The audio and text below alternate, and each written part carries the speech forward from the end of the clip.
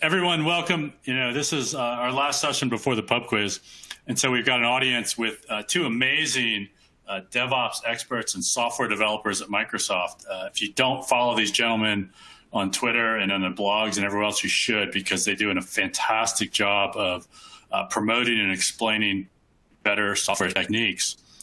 So with that, I've had the pleasure of meeting Donovan in person, and Abel, we've done a webinar, but let me let you take a minute and introduce yourself. So Donovan, maybe you want to tell us a little bit about your background and yourself. Sure. My name is Donovan Brown. I live here in Houston, Texas. And it's always funny because when I'm in my office, I always point like you can see where I'm pointing, but right down the street is where Compaq Computers was founded, and that's where I started my career. So I live about 6 minutes away from what used to be Compaq Computers. I started writing device drivers and MFC applications back then in C++. Then I moved around the world because it was just the time. It was the .NET time, and I was jumping all over to different companies. So I've written a lot of software in a lot of different ways, helping a lot of companies start to implement DevOps and Agile long before they were called DevOps, right? So I was a process consultant for 7 years before I joined Microsoft. So I, again, flew all over the world helping companies implement Agile and start in their DevOps transformations long before we had these cool words like DevOps. And then I was recruited by Microsoft, where I was selling Team Foundation Server for a while, moved over to the Azure DevOps team and actually defined DevOps for Microsoft. So that DevOps definition you see from Microsoft, that's my fault, love it or hate it. I'm the guy who wrote that. And then I got recruited again by another team to go and do DevRel. Let's go out and evangelize and spread the word for what we do here at Microsoft. And Abel's one of the people who works for me. Yeah, and your quote is fantastic. I use it all the time, and thank you very much for that. I appreciate it. So Abel, not to make second fiddle, right, that you work for Donovan, but you're quite accomplished in your own right. I guess I'm all right. Yeah, my name is Abel. I'm a principal cloud advocate and the DevOps lead here at Microsoft. And I started my career about 20 years ago, also about 6 minutes from Donovan's house. But I also started my career at Compaq Computers. The dot-com boom was happening back then. That's how old I was. So I started jumping jobs and increasing my paychecks, and it was a wonderful time frame. I even ended up starting up my own company. We sold it. I thought I was going to be a billionaire and never have to work. And unfortunately, that didn't quite happen. So next thing you know, I'm on the phone calling up my buddy Donovan going, dude, how do I get a job? Because I don't even know how to interview anymore. And he told me, you need to work for this company, a process consultant company. And he said, these are great people. So I also joined this process consultant company. I flew around the world, and I help people go from extremely waterfall and help them transition to becoming agile and then embracing DevOps. I got hired on at Microsoft as a DevOps consultant. Then I started selling our tools, Visual Studio and TFS back in the day when it was called TFS. I did a short stint with marketing at Microsoft, and now I am the DevOps lead for DevRel. Excellent, excellent. And I know there's other people on your team that aren't here today, right? So there's Donovan, you have a whole team of DevOps people that cover the gambit of databases and different platforms and frameworks and everything. Yeah, I think you have still combine you, right? Is there a separate group for that team? Yeah, so or a separate address? So Damien, I believe, opened the show today, right? Yes, Damien did. Yeah, so Damien works for Abel, right? So Abel has about 6 people now, Abel, that work under you. So think of people like Steve Morosky, Jessica Dean, Damian Brady. They all work for Abel, right? So what is still the league, that whole team reports to Abel now. And then I have another team that does nothing but like modern infrastructure. So if you're talking about taking your Exchange servers and your AAD and all that kind of stuff and moving it to the cloud, I have a team that owns all of that. Then I have another team that owns all of our lift and shift. So if you're wanting to take your VMware workloads or your Hyper-V workloads and take them out of your private data center and put them in the cloud, that team also reports to me. So I kind of run the whole gamut of, if you're today running on-prem and you want to move to the cloud, I own all the teams that will take you from point A to point B. Wow, that's fantastic. So yeah, my life changed a lot since the last time we spoke. Yeah. So there are some fantastic solutions. I see, as an MVP, I see all this stuff, but these two gentlemen, their teams, I see them doing some amazing things all the time. So if you are thinking about moving to the cloud, these are two of the people to talk to, or at least contact somebody on their team about moving to Azure. Yeah, we'd love to help. Yeah. if anybody has questions, please feel free to ask them. I've got a number of them, because we just wanted to have a little bit of a discussion and talk about how things are going. So since I've last seen you, Donovan, I think since we've talked, Abel, the world has changed slightly. Some things are different for all of us. Hopefully, Donovan, you're safe down there in Houston and things go smoothly this week. But thank you. I'm curious, as we've had all this remote work, do you think this has changed things with software development and DevOps from your perspective at all? Or do you think it's the same, just continuing on? What's different with this work from home pandemic, right? None of us get to be together. Like I can't have a meeting where we sit side by side and program. Is it different from your perspective with customers? No, like we're all trying to figure out what this new normal will be for us, right? How are we going to start to function here? And what I've realized is that if you've been doing a lot of the DevOps best practices that we've been preaching, trying to automate as much as you possibly can, it's been less impactful for us because all that stuff was done by machines anyway, right? So you want it to not be we all have to be in the war room trying to fix a disaster. It's like, no, like if there's a disaster, you just push this button and it's going to kick off another deployment that's going to stand up our infrastructure and redeploy our app. Like, why do we all have to be in the same room? I was trying to make sure we didn't have to all be in the same room before the pandemic started. So if you were kind of on that, let's streamline our process. Let's automate as much as we possibly can. Let's start using technology to amplify our abilities. Then this transition from an emotional standpoint has been taxing, but from a technological standpoint should have been like, I don't do anything different today than I did before because all I have to do as a developer is commit to the repository. Once I commit to the repository, the process takes care of the rest and the code will eventually end up in production.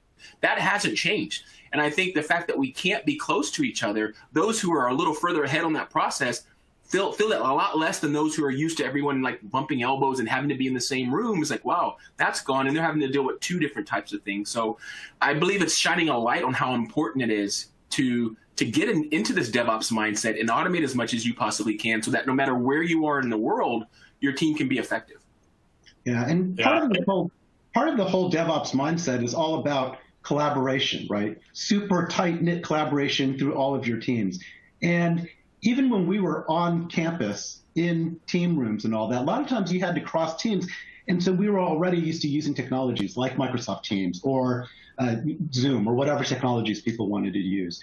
And so again, like Donovan, I find teams that are fairly advanced in their DevOps journey, they already had that mindset of tight collaboration using technology to really facilitate that.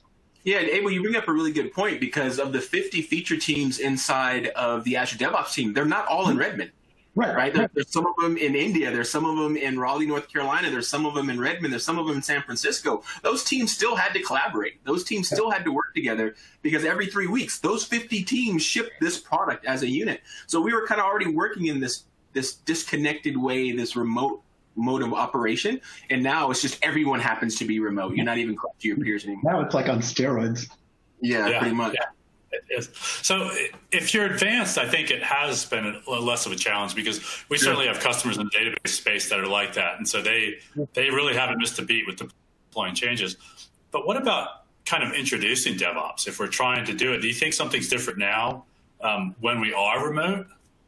I think it might actually be easier. And the reason why is because I tell everyone all the time, you should not have to ask permission to go do the right thing for your organization. And I don't think anyone's debating that CI and CD are good things, proper source control are good things. But when your boss is walking through your team room all day long, you feel a little weird when you have this how to get started with CI on your monitor, right? But now you can have that up and start implementing CI without worrying about your boss looking over your shoulder saying, what are you working on? Why aren't you working on feature X? Why are you looking at this thing called CI? I don't even know what that is. Now you can actually go stand up a CI server and get it working and have your team understand what's going on and see the benefits without having to worry about, okay, let me Alt-Tab real quick off of that screen so my boss doesn't see that I'm working, like I'm trying to learn something new, right? Because we all feel like we need permission to go learn this new thing because that takes time away from something else.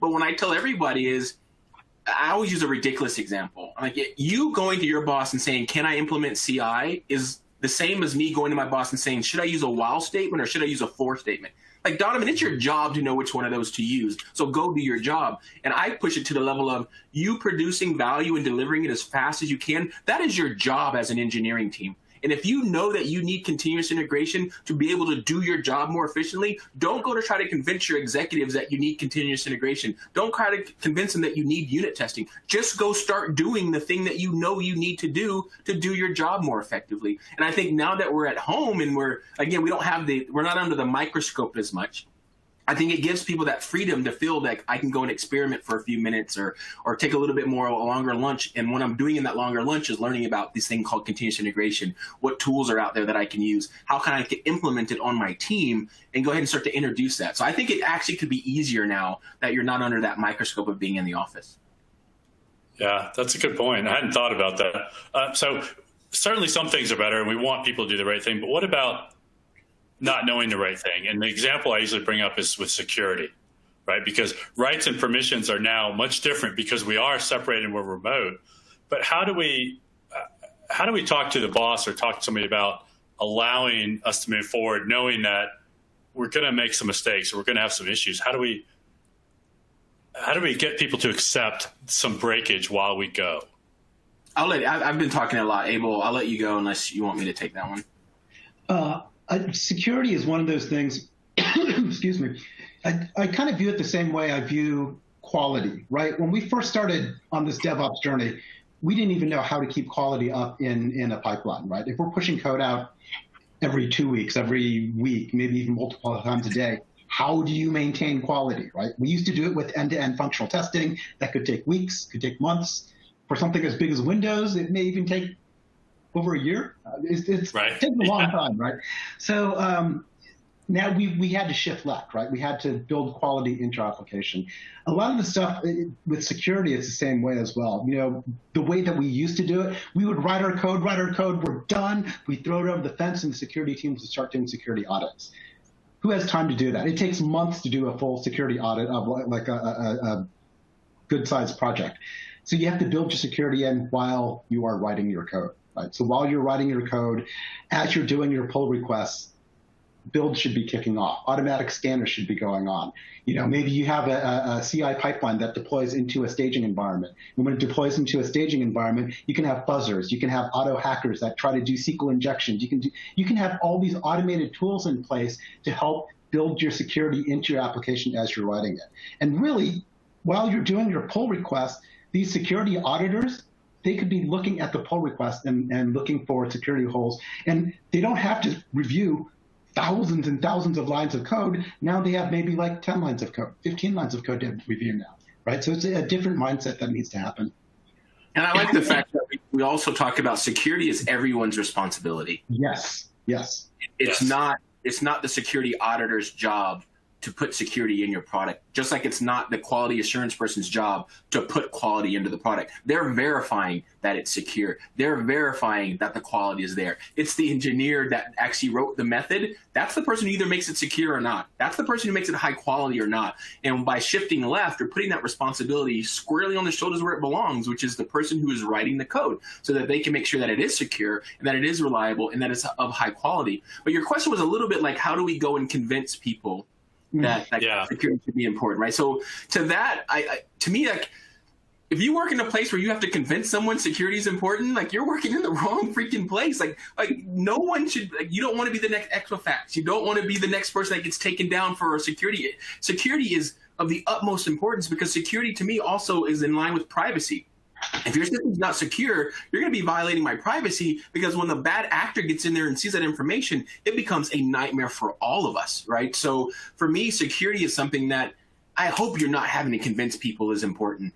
But what I think the underlying question of that is, then where do we go and get the time to deliver that? Because they've already made promises and dates and have milestones that security wasn't part of that estimate.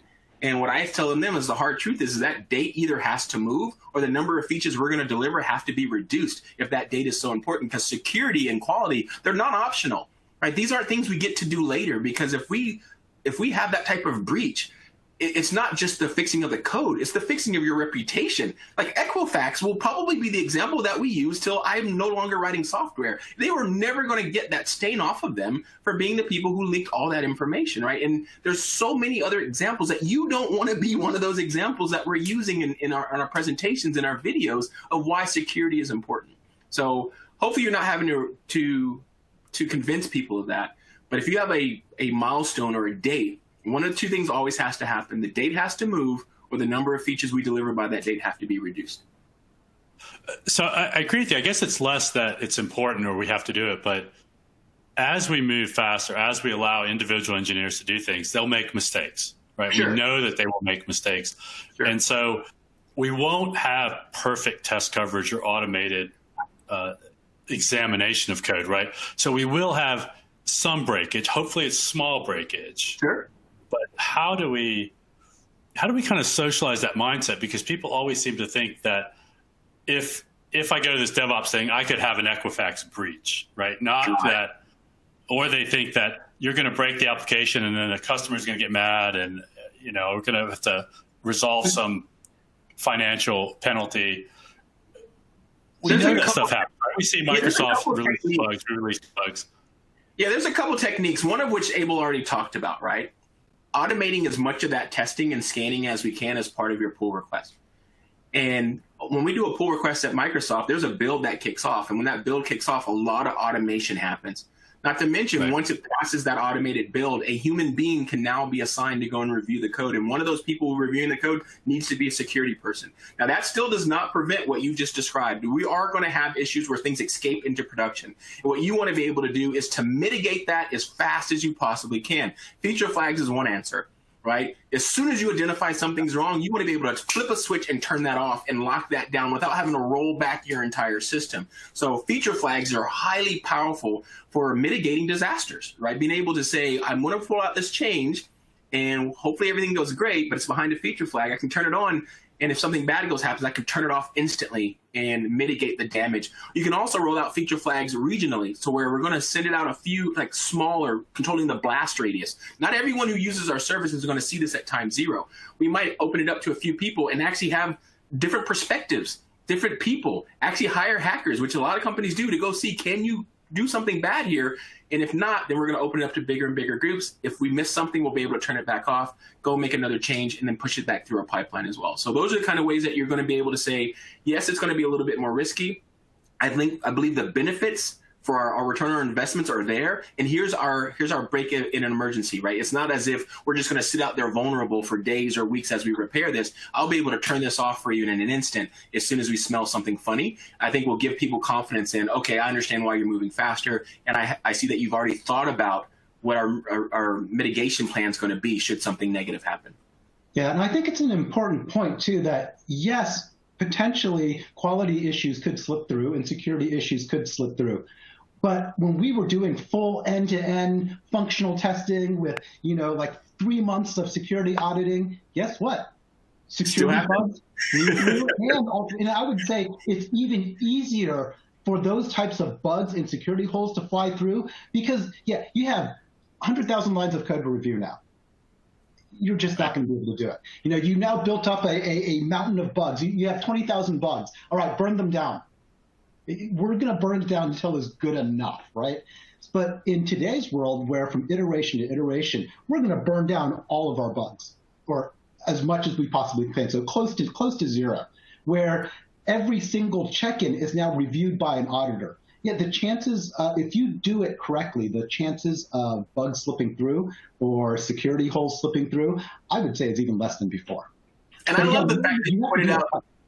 Yeah, I love the fact that you pointed out that, dude, we're not doing it doesn't make the situation worse. All those things happened already. And a lot of the companies that would use these examples didn't have CI/CD pipelines set up correctly, right? Yeah. So it took them even longer to recover because they had to go through this horrible change process, or they jumped into production and they're making things on the fly. They didn't have this beautiful process that says, oh, oops, turn that off, make the fix, push it through the pipeline again, turn the flag back on, everybody go to sleep, everything's taken care of. So in my mind, I love the way that you put it, that Abel, dude, we're not making anything worse. Those problems already existed. We're just making your ability to recover from them faster than they've ever been before. Right. Yeah. No, and that's the same thing I say with database queries, because people always ask for, I need a full set of production data or something else. And they're like, I need that to verify my queries. I'm like, do you write bad queries? Well, yeah, we do. That's not the problem, right? That is not the fundamental problem we have going on. So I'm glad to hear you say that, because I think people forget about that. They forget that they make mistakes already, and we just want to fix them, right? Because that was the Equifax thing. They didn't patch. right? They just didn't patch, and they didn't patch completely. And that's the issue when you don't move in a DevOps framework, because you can't react to things very quickly. Correct. And the technology was already there. Like, they knew that was coming, and they just didn't. That's a really funny example, but the technology is there to make you better than that. Right. So let me ask you this. So you both have worked with TFS, and it's become, VSTS and now Azure DevOps. People always ask me about the time frames of trying to take our waterfall or agile team and try to adopt some of the DevOps type things. That was a long transition. Like, it feels now Azure DevOps is phenomenal and it's amazing. But I remember like TFS 2015 when release management first became a part of it. It took a while to switch into this new framework. So from your perspective, what's a time frame for a decent sized project to just get everybody on board and just kind of go? Okay, there's two things I want to double click on there. First, you said our transition was. It's not past tense. Our transition is ongoing. It's still going. Yeah. So I just wanted to, it's not a finish line, and the reason I want to double click on that is to answer your second question. There is no timeline, because we're not done at Microsoft. We went from a 3-year release cycle to a 3-week release cycle, and we can't wait till it's a 3-day release cycle and a 3-hour release cycle. So what we're constantly doing, and anyone on this DevOps transformation should be constantly doing, is finding the weakest, slowest, most risky part of their pipeline, and then making that part better. And then rinse and repeat this forever. We literally want to start shipping features the second that they are done, and we're not there yet. So this is an ongoing thing. And how long it will take you all depends on where you are in your maturity line, because not everyone starts at the same place. Like, we still have companies who don't use source control. Like, that just blows my mind that it's 2020 and they're still using zip files on a freaking shared. It just blows my mind, right? So they have a lot longer time to go than someone who's already using continuous integration but not doing continuous deployment yet, or already running automated unit tests but not running automated integration tests, or has a pipeline but still does their database as a dirty little secret on the side with some individual commands versus integrating that inside of their pipeline, right? So there is no, it should take you 3 years if your organization is between X and X number of employees or this many lines of code. It's like, no, where are you? How aggressive and how much do your people believe that this is something that needs to happen? Because if you have a lot of naysayers on your team that have been doing the same thing for 30 years and have no desire to change, it's going to take you a lot longer to do this DevOps transformation than a young team. I always tell the story about when I was in Akron, Ohio. I was doing a lot of Scrum training there, and they gave me a team of all these young, like, basically right out of college students. And I thought to myself, oh my God, this is going to be miserable. These people don't know anything. And then it dawned on me, oh my God, these people don't know anything. That means they'll do exactly what I say. I don't have to break any bad habits. They don't have any experience that they're going to use to try to challenge my decisions. They were the highest performing team I have ever worked with. They were so eager to do whatever I said that I was like, this is amazing. They were doing week-long sprints. Every Wednesday, these kids were shipping production-ready software. I can't find much more mature teams who can to move at the speed that they move. So to answer how long should it take? Oh my, the number of variables that you have to calculate, size of team, legacy of the code, the type of code that you're writing, the language that you use, the available tool sets, the buttholes you have on your team who don't want to stop doing it the way that they've been doing it. Like, those, they all add time to this transformation, and there is no finish line. I think that's the most important thing. We are constantly trying to go faster than we did yesterday. Man, that team in Akron, they were amazing. Y'all were doing automated UI test-driven development. It was it was insane. It was so cool. These guys were so good that we taught them Selenium, right? And they were writing the Selenium test before any of the web pages that they were line of code existed. Exactly. Wow. So they were doing test-driven development using coded UI, Selenium tests. So we would have all the tests ready. We'd run them, they'd all fail, and they would start writing the UI and start building it. And next thing you know, our pipeline would pass. That stuff was ready to go to production. Like, it was ready to go. It was insane. They were doing this every week. It was unbelievable. The funny thing was we couldn't deploy. We couldn't deploy fast enough. That's right. That was before we owned, because Abel and I weren't at Microsoft yet, and we hadn't bought in release yet, right? So like literally, we were trying our best to cobble together a CD pipeline, like with scripts and everything. It was just miserable. And when I came to Microsoft and I saw release management for the first time, I was like, oh my goodness, like this is what we've been waiting for. This is the part that's been missing from this entire thing. And I attached myself to that product. Like I just dissected it, got really close to the product group, and I just became like the release management guy, because I just saw that this was the missing piece for all the years of continuous integration that we had been doing, all the process consulting we had been doing. That was the missing piece. And when we put that in place, man, it was just opened the floodgates. The productivity was just amazing. Huh. All right. So I know it's hard to pin down, but is there any,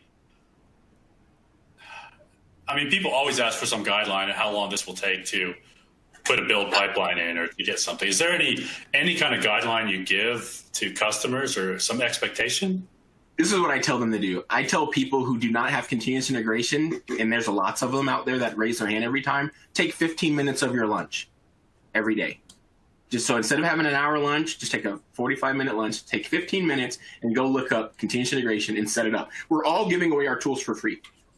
Right, all of us. Like I don't know of any paid CI systems out there. And if you find one, who cares? Use another one, because they're all freaking free. And just start setting it up, right? And again, if you do that, you're going to instantly see value in that investment of your time. You're going to know when not to get code because its build is broken. You're going to be able to identify the actual individual that broke the build, so that fixing the build is no longer a needle in the haystack. And your company is going to instantly start seeing benefits from the continuous integration system.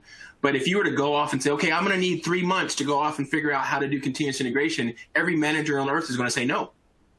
Right? Like, what do you mean 3 months? Like, no, like just keep doing what you're doing. Like, we're being successful. I think Jeffrey Snover said the biggest deterrent to implementing DevOps is success. If you've been successful without it, why change something that doesn't feel broken? But I would just tell people, just go start doing what you know you need to do. Okay, tell me, I would do it this way, Steve. What if I said it's 7 years? Do you not do it?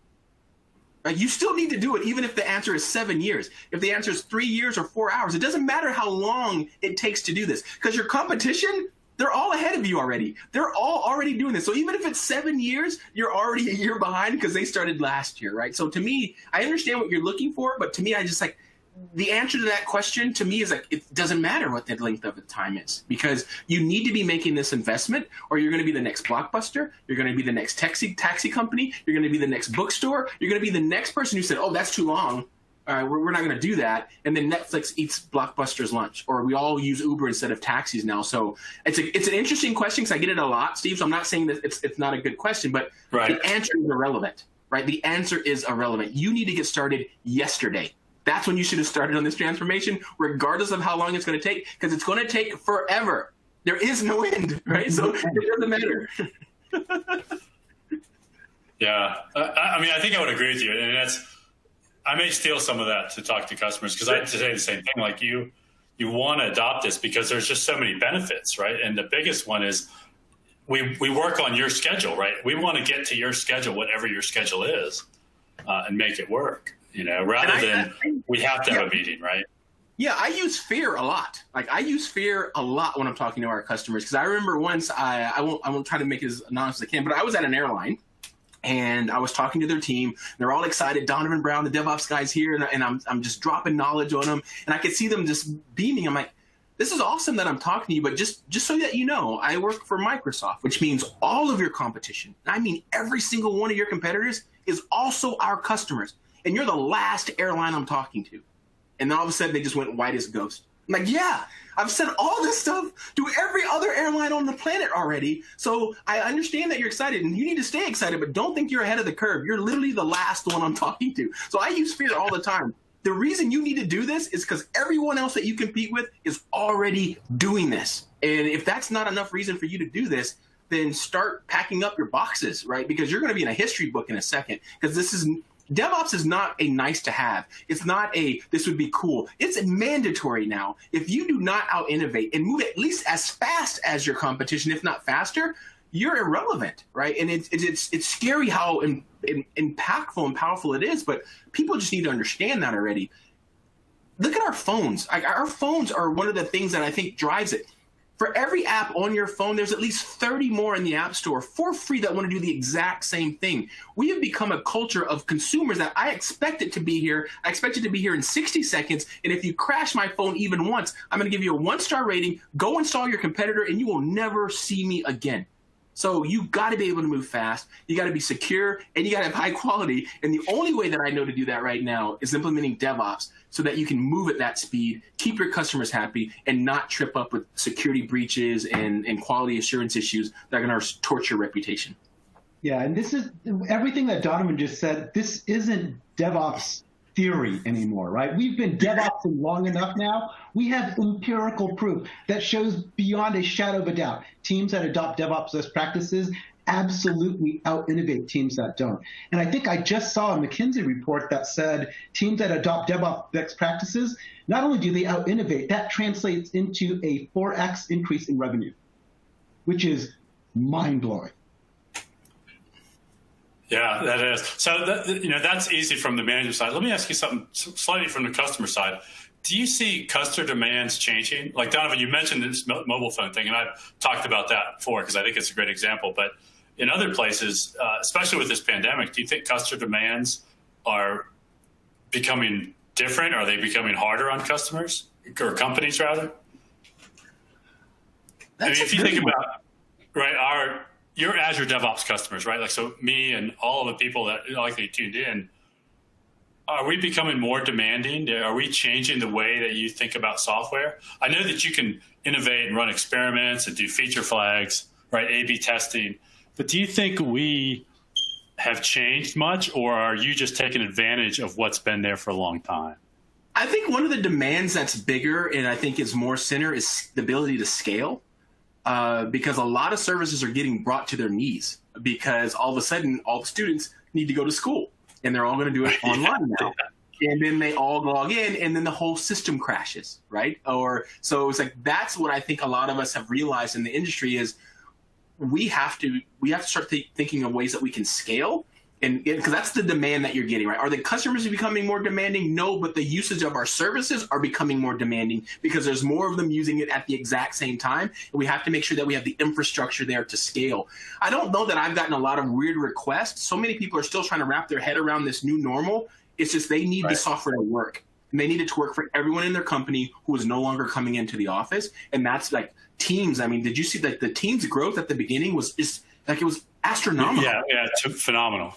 Yeah, it was exponential growth, but luckily we had Azure, and I'm not plugging Azure, but we were able to scale within our infrastructure, right, and start to utilize that. But it's just like, holy mackerel, if we weren't prepared for that, like it would have been bad. It would have been an embarrassing moment for us versus a part that I'm very proud that I work for a company that was able to like make the world feel okay for a second because we had thought about that. So I don't know if that the requests are becoming more demanding. It's just the usage of all these systems has become more demanding because so many people rely on them now. That makes sense. Interesting. No, it does. Yeah. Huh. How about you? Are you seeing it in the database world that the requests from your customers are different now post-COVID? I don't know that they're different, but I do see more customers reaching out and putting a greater importance. So similar to what you say with Teams, a greater importance on the fact that we need to make changes. We hear a lot about rollbacks. We hear a lot about zero downtime deployments. And we're obviously bound by what the SQL Server team does, right? Whatever they allow in terms of the platform is what we can do. And so we can facilitate different techniques, and we do that. Like you, I don't know that I see a lot more like user voice type complaints. I wish you did this or that. But I do see a coalescing of more people saying, we need this stuff to work. We need this stuff more now than we have in the past. Sure. Right. Yeah, so I think that goes to your usage comment. Absolutely. Yeah. It's all about the there usage. There is an interesting thing that I do here, and I'm curious what you think about it.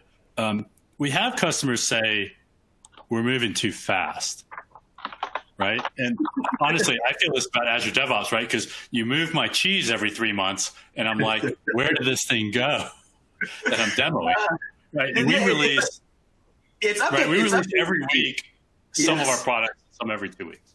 Yeah, it's update fatigue, right? And Visual Studio is moving faster than it's ever moved before. I used to know, like, I'd get Visual Studio 2005, and then I'd get an update 3 months later, right? And now every time I open up an application, it's like playing Russian roulette. Like, oh, that's an update. Okay, stop what you're doing. Let it update. Let it reboot your server. Oh, VS Team Code 2. Okay, update. Redo that. Oh, Office 2. Like, holy crap. Like, so I get it, right? There's a lot of update.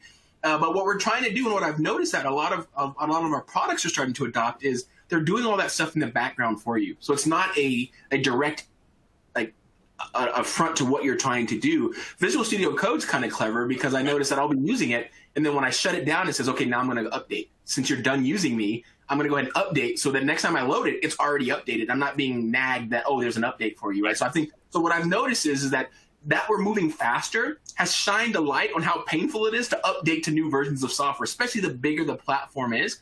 And it's challenging us as developers to figure out clever ways to be able to update those systems for you when it's not going to impede your progress. Like I said, I think Visual Studio Code's a really good example. There's lots of products that when I open it, tell me that it's been updated for me already, and I didn't have to do anything explicit to do so. Edge is another one. Like, I can't tell you how many times I've fired up Edge. It's like, hey, you're on the latest and greatest version. Like, oh, that's cool. Thanks. Let me just get back to work. Not stop what you're doing. Go download this update. Let me reboot your browser for you. It's just very fluid. So I think the update fatigue is starting to become such a real thing that a lot of people are becoming very clever on how they're updating your packages for you. Yeah, I mean, I think that's right, because these do that, right? That these, they update. Like, I can't remember the last time I updated an app on this thing. It just does it at night, and it just does it for me. Yeah, and so I think that'll happen. But I guess I'm thinking not just the process, but the churn of how things work. Right. So I think about like my mom with the iPad. She'll call me and complain that app X moved something to the left or they put it behind the menu. Right. Like when the release thing in Azure DevOps went to the pipeline format, right, with the visual thing or the YAML, that stuff, it's disruptive because all the muscle memory, all the ergonomics and skill I have to relearn, and I'm having to relearn it at a faster pace. So is there something you guys think about in that way, or do you talk with customers about how do I deal with not going so fast that my clients are just upset about the changes, right? Forget about the updates, just the change. Yeah, one of the things that we've been doing is letting you opt in before the feature is pushed out to you. So if you go into Azure DevOps, there's an opt-in to preview features. So you get to choose for a period of time so you can kind of ramp up to it. Because at some point we're turning it on. But we're at least giving you a heads up, say, hey, would you like to see our new UI that's coming out in a couple months? Hint, hint. Like, this is we're about to move your cheese on you. And you can choose that and see it. And what's really interesting, if you don't like it as a user, you're able to say, I'm going back to the old UI. And it asks you, like, why are you doing this? Because I didn't like X, Y, and Z. And we take that feedback so that when we do make that bigger change, or when we finally push it out to everyone, it's a less abrupt. So we're giving them lots of heads up. We're giving them abilities to test the features before they actually get forced out to everyone. And we're allowing them to give us feedback so that when it finally comes out, hopefully it's not as jarring to everyone, because we've been giving you all these like hints and opportunities to go back and say, it's coming, the change is coming, start getting ready for it, versus you wake up one morning and I'm panicking because I have to do a rollback and I can't find the rollback button anymore, right? That would be horrible. Right. Abel, do you have anything to add there? I feel like I'm talking too much. Yeah, I just love the opting in feature. That's, to me, that was huge. And that was one of the things that drove me crazy, right? Because we used to give, back when it was TFS and VSTS, we used to give demos of that all the time when we were sellers. And I would wake up one day, be at a customer site, pull up the UI, start my demo and be like, yeah, I don't recognize a thing anymore. Where's my button? Right? How do I do? But by giving us the opt-in ability, that really helped with my update fatigue. You know that. Do you think we'll get to the point where we kind of cease deprecating or cease forcing some of those changes? Like, we'll give you more options because, like, so the simple example, right, is if we say there's a rollback or roll forward button, right, and they're blue or red, somebody might go, well, I really hate red, and you decide, well, not 60% of the people want it blue, so we're moving it. Do you think we'll get to the point where we do more customization as just an industry in general to allow people to keep familiarity? Or is that too hard from a code management standpoint? There's a balance to that, right? Because the more customization you add, the more complexity you add, and the more complex it is for me as the consumer. There's a lot of times when I'm just like, I don't care, right? So let me give you a guitar analogy, because that's what I do. I used to be all about guitar processors because I wanted to tweak every little tiny thing that I could. Everything was in these weird logarithmic scales and stuff. I mean, there were so many buttons, but my guitar pedal board looked absolutely insane. It looked like something from NASA. And I thought it was awesome until I never could dial in the perfect tone that I wanted, no matter how many buttons and configuration. It got to the point where I was just like, you know what I want? I want an amp with some tubes, turn it to 10, and it sounds glorious. I kind of want my software like that too. I want some customization, but if you give me too much, that's too much, man. Yeah. And I think it might slow us down. I think it'll slow us down as engineers, right? Because that's technical. I don't want to know if it's technical debt's the right word. I think you're right when you just more complexity, right? And the code becomes harder to test. I'm going to need more tests, which means it's going to take longer for them to run, which could actually slow us down. If speed to market is of paramount importance for your company, you want your code to be easy to read and easy to change and quick to verify. And the larger your code base gets, none of those things are true any longer. It's harder to change, it's harder to verify, and you move a little bit slower potentially. So there's a balance. Like Abel said, there's a balance there.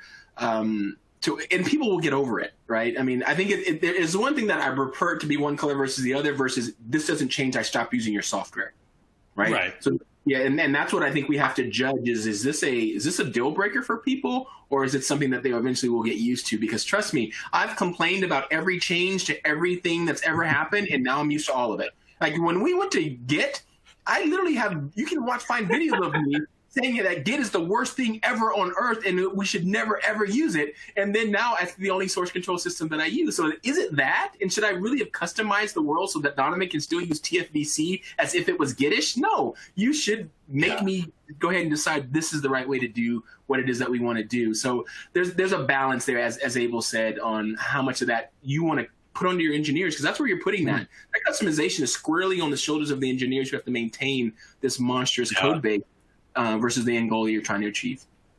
Yeah, I mean, I agree. I think it is technical debt. And by the way, we were big Mercurial users at Redgate, and it was a big deal to switch to Git. But now I don't think anybody would go back. They're all like, it's all good. I'm not going back. But I may have complained just a little bit. Oh man, I hated it. I hated it. Oh, what is rebase? What does a rebase mean? And why do I have to clone stuff? This is so stupid. Just give me the code, let me change it, and take it back from me. It was miserable, and now it's just second nature. It's just how you code it. Yeah. All right. So since we touched on version control, I have more of a technical question, because this is something I always get asked as well. And really, Kendra and Grant and I, we get this question probably every month.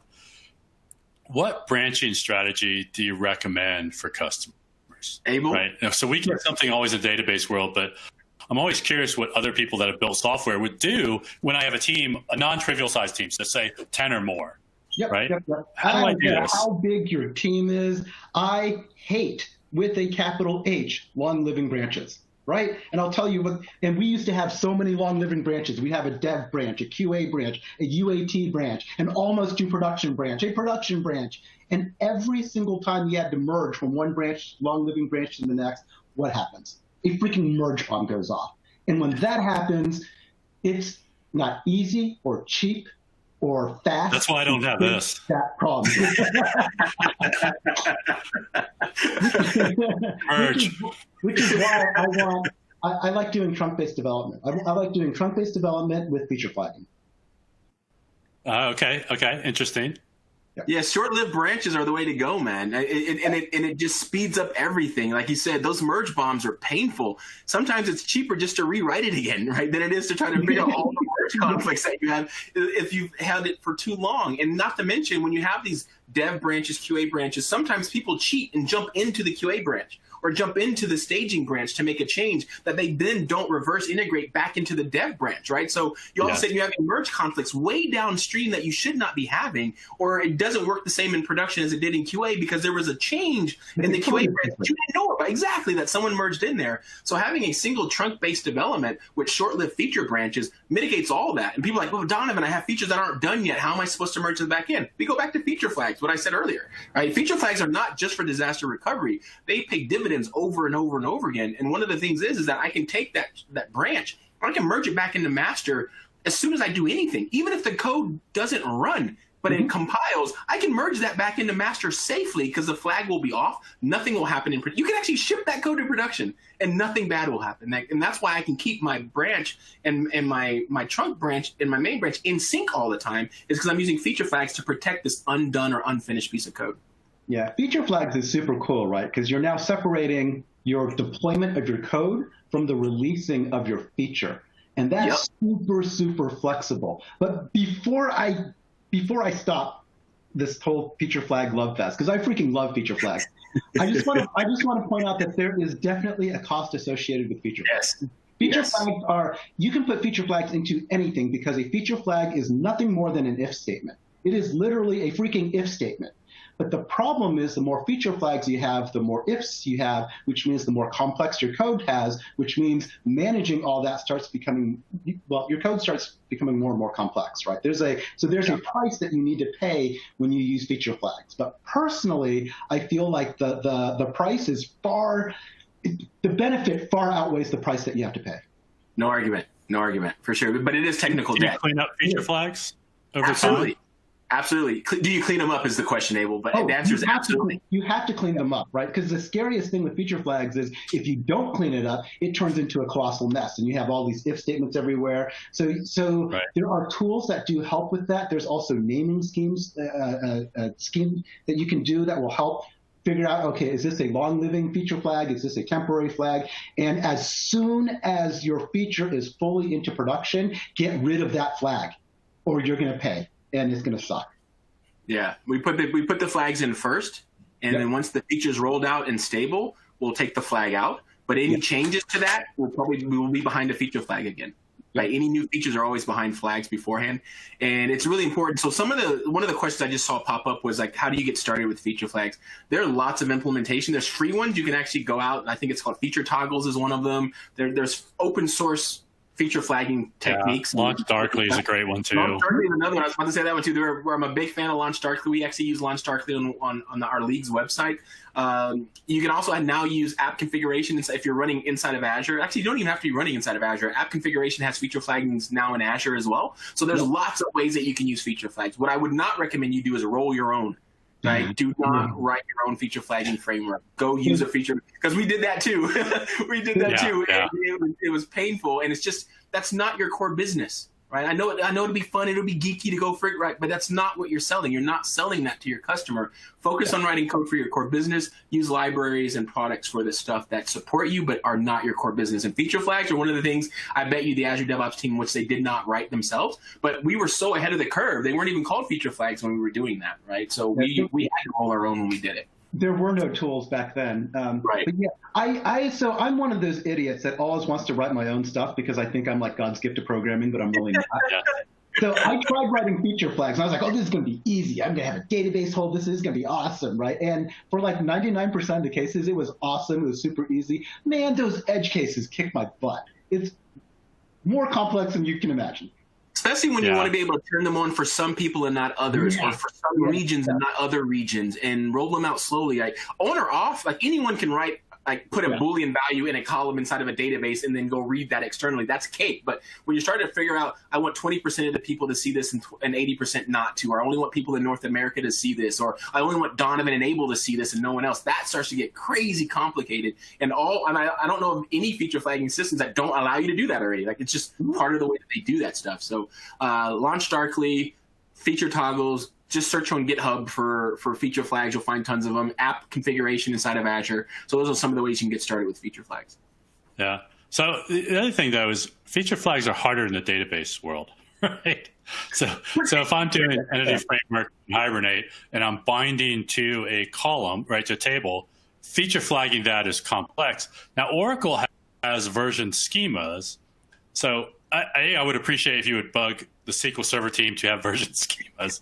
But branch development is harder with databases for that reason, because I need to know when stuff goes deployed, and I need to follow good app dev practices so that I can push stuff in the database without affecting my app, right? Exactly. So I know you guys aren't database people specific, but things you've seen? Oh, absolutely. The first thing that we normally do is we still have it in our pipeline, but we roll out our binaries first. And our binaries are always backwards compatible, one version of our database schema. So the new binaries have to be able to run on the old schema that exists today and the schema that will exist in an hour from now when we actually roll out the database changes. Because for a period of time, we're going to go beat up our new binaries, the new front end that we're seeing, to make sure it still does everything that we want it to do. And what we're doing is still using feature flags, right? Because that code still works. And then we're going to roll out the database changes, and then we're going to lift that flag and make sure everything still continues to work. And if not, what's really cool is we can simply turn that flag back off, and everything will go back to using the old schema. Because even if we want to drop a database table or a column, that's 2 deployments for us, right? Because you have to be ready. That database still has to be able to withstand the fact that I'm going to roll back the front end. So even the new schema has to work with the last version of our binaries, so that we can roll back the front end, get us back to a stable state. So I always give people the example that if you want to drop a column in the database, that's 2 deployments. Because you have to make sure that you're so far ahead of your binaries that even if your binaries roll back, they don't need that old column again. Now it's safe to drop that column. But it wasn't safe to drop it at the same time that you're rolling out the new binaries, because if you roll back, your old binaries expect that column to be there and all hell breaks loose, and you're in worse shape now than you were a moment ago. So I always tell people, be very methodical and thought process about when can I actually delete a column? When can I actually make this change and make sure that my binaries are at least backwards compatible and my schema as well to be able to support whatever binaries might be running in production. Yeah, this is super important too, especially once your databases start becoming bigger than trivial. Because everyone wants to know, how do I roll back? Yeah, my database is how many terabytes? How do we roll back? Right? So you got to be really careful. And like you were saying earlier too, more and more people are like, we need to have no downtime. So you have to do things very, very carefully now. Like it's not just a database deployment. Isn't just you press the button, it's different than code. Rolling back code is easy. Databases, you have to really plan it out. And we try our best on the Azure team to never roll those back. We're always roll forward. So we've done all we need to do in the front end, in the binaries, and what we call the easy part, to be able to allow us to, if the deployment of our database didn't go as we planned, roll back, push in the changes we need to. And again, we can push those databases changes now, like whenever we need to, because it's still running on the old schema that's successful. And then we can try that roll forward. But we never roll the database back. We're always still rolling the database forward using feature flags on our binary layer to be able to isolate us from the fact that our database isn't quite where we want it to be. But that's just one technique. There's lots of ways that you can do that. But you're asking, what have we seen? That's exactly what we do. Not only what we've seen, but that's what we do. Yeah, that's fascinating because Google does it the other way, and that's what I've recommended. Is we typically roll the database forward, right? So we add columns or we do things, and the app works, right, because it's forward compatible. Yeah. And then we'll roll the app, right? And if we have a problem, the app goes back. So it's the same thing for us. It's 3 deployments to drop a column because we're rolling the database first, right? So it's just slightly different. But that's a great explanation about why you would do the binaries first. So it's a good option to have. The database is like the event horizon of a black hole. Like once you do that, there's no going back, right? It's like, so that's the database. And again, it's because we're not Redgate, right? Like for you, databases is where you live. Like this is your happy place. For us as an engineer, the database is always that scary thing, right? That you want tools on top of, right? It's like, it's just where I store my data. And we know that changing it's really, really hard and rolling back is almost impossible So for an average, like a normal developer who's not a database admin or a database kind of person, that's a scary area for me, right? So I want to exactly. I'm comfortable in the binaries. I can roll this stuff back. Feature flags this is easy. So I want to do the database once and only once. And if anything bad happens, I'm going to use the part that I'm comfortable with to protect me from that. So I think it's because you're coming from a database first kind of mindset. Yeah, I'm not, right? Like we're not database people. We're frightened of the database. We know it's a necessary evil, but like I don't want to go over there unless I have to, which is why I've been a Redgate fan. I've been a customer of yours long before I joined Microsoft because you took the fear out of updating my database for me, but I used to lose sleep. Every time I changed the schema at all, I would lose sleep on that deployment. And then I started using Redgate tools. I was like, oh, this makes me feel better. And now in DevOps, I feel even better. Well, cool. All right, so we're near the end. One last question, and this is something I've been asked a few times, so I wanted to ask you two gentlemen. Where do you think we go with this DevOps and software development in the next, 2 2, 3, 4, 5 years? Like, what's your prediction? Because people are always saying, where does this go from here, right? We've got DevSecOps, we've got all these free tools now. Like you said, you don't need to pay for any CI tool unless you want crazy scale. You just don't have to pay for it. So where do we go? Like, for either one of you, where would you go with customers in the next few years? Abel, let you go.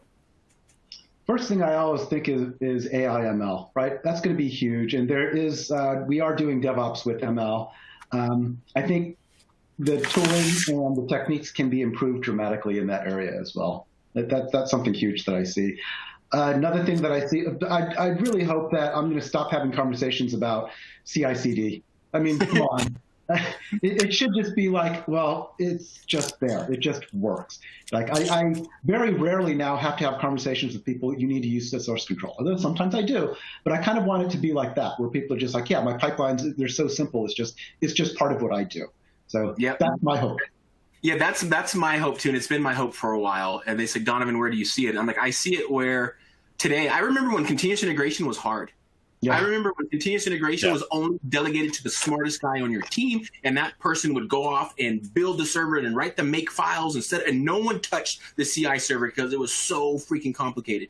And I think some people feel DevOps is that way right now, but now continuous integration is a checkbox. You literally just say, "Here's my repo, check that box," and then you have complete continuous integration. It'll run your test, it'll package it for you. I want DevOps to be the next checkbox next to it. I want us to check a box, and your database is in there, your security scans are in there, your quality is in there, your Docker images are being prepared in there. It is able to analyze my repository. I check a box, and it knows that I want to deploy into App Service and Azure, and all that stuff's just done for me. That's what I want DevOps to be. Not something that we talk about, but just something that everyone is doing already. It's funny that you mentioned CI, because when I first started writing code, there wasn't even CI. Code was built at 4 in the morning every single morning. Yeah. We were at Compaq at the same time, but clearly my team was more advanced than yours because we had it. We did not have it. It was 4 in the morning. No, we CI people. No. We had it. Somebody press compile. And the guy who wrote it for us also wrote code that ran on NASA Space Shuttle. Like that's how smart you had to be to set up CI. So we had Art on our team, so Art set up our CI. I think that's the only reason we had it, because no one else in our team would have touched that stuff. But if you can put a man on the moon, then you can create a CI system back in the 90s. So we had Art do it.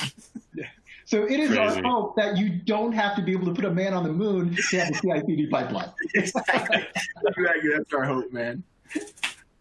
Yeah, well, I think you gentlemen are doing a great job, because I got to say, we get a lot of Microsoft Stack customers, and I rarely have the conversations about why we do version control and why we do CI or what it is.